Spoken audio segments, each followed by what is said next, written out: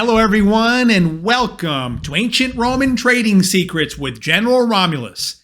That's me, Romulus.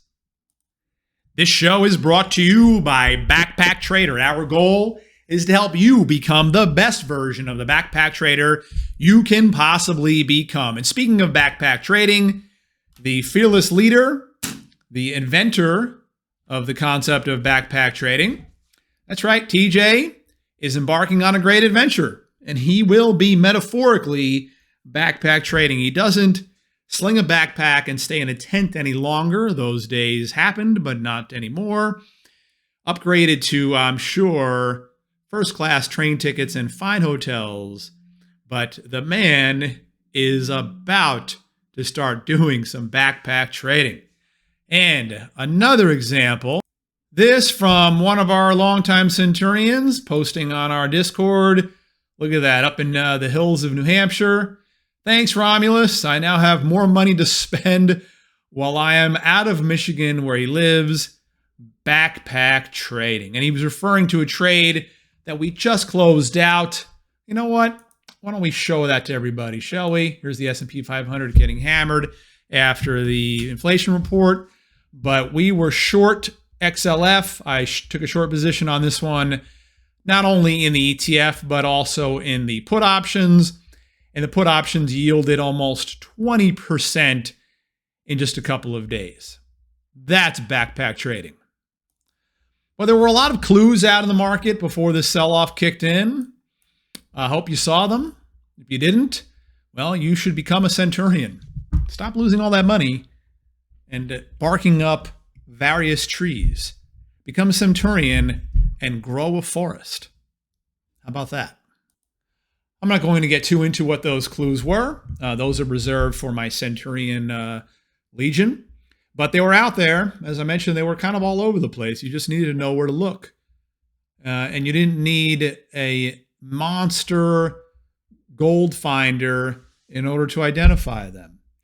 Needless to say, markets are embarking on a bit of a trip back down. You see S&P 500 right back down through the 21-day moving average, right back down through the 50-day moving average, and now the 21-day moving average is back down through the 50-day moving average.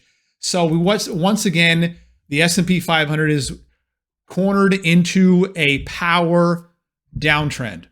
Power downtrend is defined as prices below all three moving averages. All three moving averages are below each other in chronological order. So a power downtrend right now, as of today, in the S&P and the stock market as we speak, hitting new intraday lows based on the sun. This is getting out of hand, everybody. People are losing a ton of money, and you don't have to.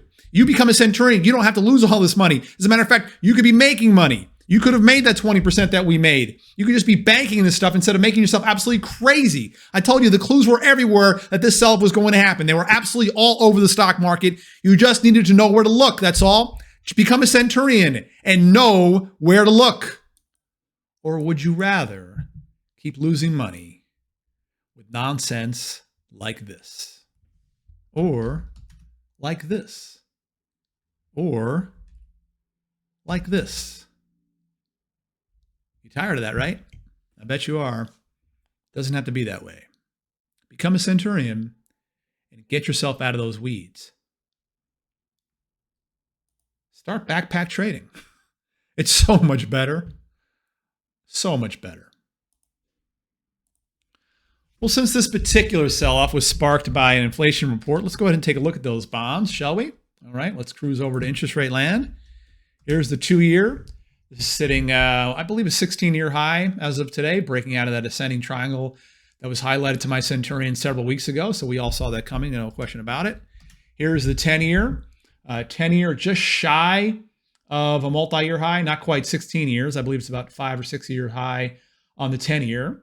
In other words, interest rates are going higher, which will create more problems. Now, the Fed is going to raise 75 basis points next week. That kind of seems baked into the cake after today's CPI report. But that's not the real trouble for you bulls out there. It's not the real trouble for you people that just blindly follow idiots like Cathie Wood and all this nonsense.